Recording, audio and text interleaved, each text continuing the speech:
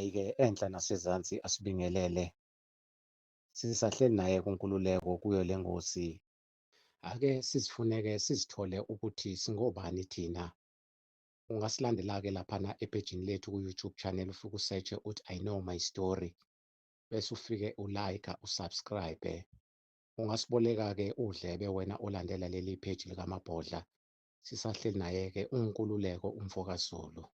Manje lapha Nkululeko kunabantu ababuzile ukuthi ibuphi ubungozi bokujoyina i-Illuminati noma ingozi yombuso wama-Freemason.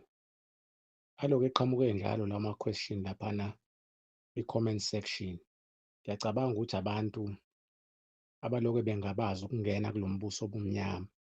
Kodwa ngithi mfowethu awukubakhanyisela ukuthi yini lento ye-Freemason, yini ubungozi bayo ukuthi abantu bajoyine kubo, ukuze abantu baqwashe bazi ukuthi uma bethatha iy'nqumo zokwenza lento basifaka kuyiphi inkinga. Yize noma ngazi mfowethu ukuthi awuzokwazi ukukhuluma konke ngayo because akuvumelekile ukukhuluma ngayo kakhulu ngoba naleli thuluzi siliphathayo likhontrolwa yibona. So ngamanye amazwi uku-highlight-a nje lapha nalapha ngodaba mfowethu lwale nkolo. Yini mfowethu i-Illuminati noma i-Freemason? Baba Mabhodla, khuluma ngendaba ye-Illuminati. Baba, masikhuluma nge-Illuminati, i-Illuminati izalwa inkolo ebizwa nge-Freemason, okuyinkolo eyinhlangano ekholelwa ngaphansi kaNkulunkulu wobumnyama. Le nkolo iyinkolo le yanto kahle kahle hle. I-Illuminati izalwa i-Freemason. I-Freemason iyona yokugcina. Masikhuluma ngalezi iy'nkolo zombili ziyazalana, sikhuluma ngenkolo okuyezokugcina emhlabeni ey'nika abantu amandla engcebo nempumelelo. Lezi iy'nkolo baba zingaphansi kombuso obumnyama. Angikusho lokhu. Kunabantu abaye babuke ukuxakeka kwabo noma izimo ababhekana nazo empilweni ngenxa yokufisa umnotho nokuba nemali. Mase becabanga ukuthi indlela elula ukuthi bajoyine le nkolo engaphansi kombuso obumnyama. Angikusho lokhu. I-Illuminati noma i-Freemason, le nkolo ayijoyinwa unomba. Ngisho ungahlupheka kangakanani, ngeke usuke uthi uyahamba uyoyijoyina ngoba kuthiwa ijoyinwe endaweni ethile. Le nkolo iy'nkolo eyi-social secret, eyimfihlo. Abantu abakule nkolo abantu abasuke bekhethekile, bekhethwe uNkulunkulu wobumnyama ngey'ndlela ezithize. Inkolo yobumnyama, i-Illuminati, le nkolo ayijoyinwa unomba. Ngisho unga-research-a ku-Google, bonke la bantu abagcwele ku-Google bethi bajoyinisa abantu i-Illuminati basuke beqamba amanga.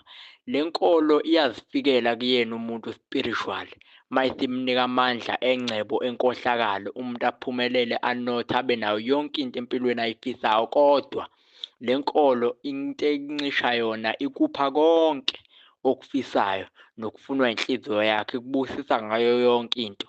Ebese le nkolo ikuphuca inkululeko nokuthula, ikuphuca lezo zinto.